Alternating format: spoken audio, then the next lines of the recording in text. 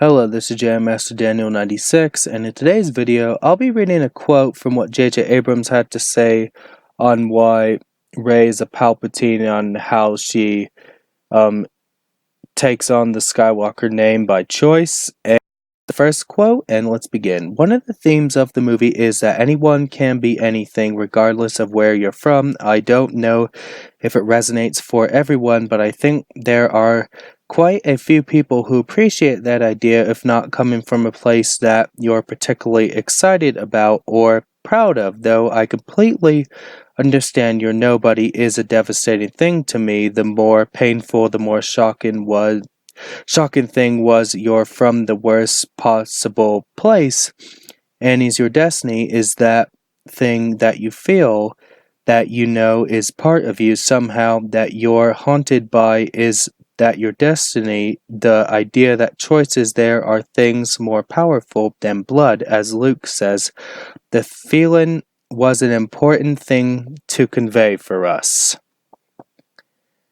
And then continuing on with the article, speaking of choices, the end of Star Wars The Rise of Skywalker showed Rey's choice on Tatooine, where we first met Luke Skywalker in A New Hope. She was asked of her full name.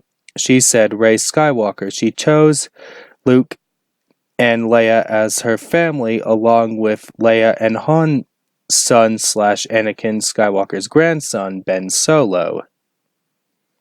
In Rian Johnson's Star Wars The Last Jedi, Kylo and Rey talked about Rey's parents being nobody, and she herself was a nobody from nowhere. It was a choice some fans appreciated, and others thought that was BS. After the build-up in J.J. Abrams' The Force Awakens, Daisy Ridley had teased that the question of Rey's parents would be answered in The Rise of Skywalker. The movie shows her parents briefly before they were killed. Rey's father was apparently Palpatine's son, although the story doesn't go down that road at all. Instead, we focus on protecting Rey, whose Sith blood made her powerful and also in need of hiding and protection. Apparently, being Palpatine's granddaughter is why Rey seemed to learn so much faster than Luke. J.J. Abrams continued by bringing Kylo Ren into the conversation as the grandson of Darth Vader / Anakin Skywalker. Abrams liked the idea of having these two grandchildren of iconic characters from the very start of the 9-film saga interacting and making powerful choices for their own destinies. Then the next quote is, the whole trilogy, this is 7, 8, and 9, is really about the generation that sort of follows the great generation and the idea of balance, bringing balance to the Force, which is the whole point of the Chosen One.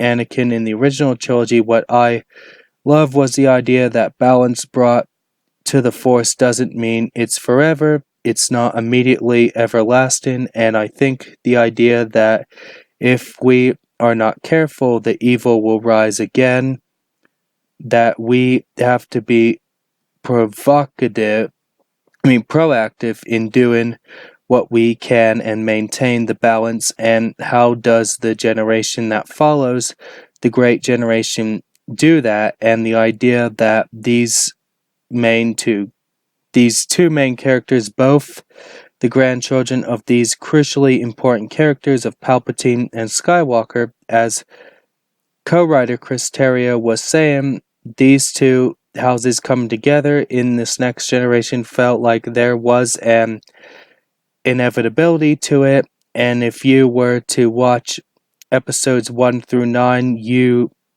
know 50 to 100 years from now, hopefully you feel that these stories were inevitably leading there. And then the word inevitably was used in a lot in the build-up to Star Wars The Rise of Skywalker, opening in answer why Palpatine was brought back in this movie. Fans thought he was dead and gone in Episode 6, Return of the Jedi, killed by Anakin / Darth Vader to save Luke. Anakin then died himself by his son's side, but since Palpatine was introduced in the prequels as a senator from Naboo, and also the Sith Lord Darth Sidious, they wanted to keep him part of the full Skywalker saga until the end. Unlike Darth Vader or Kylo Ren, the Emperor is not redeemed. Instead, Rey defeats all the Sith with the power of all the Jedi in a scene that reminded me of Avengers Endgame climax with some elements of Harry Potter versus Voldemort.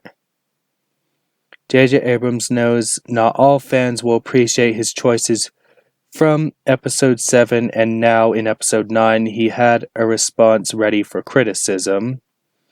And then it just says, how do you feel about Rey's parents, and pretty much, her being a Palpatine and all that.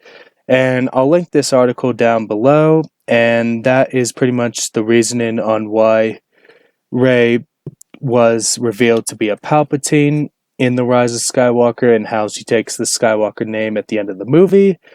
And don't forget to subscribe to the channel, like this video, comment what you think down below, and I'll catch you guys next time with another video. Bye.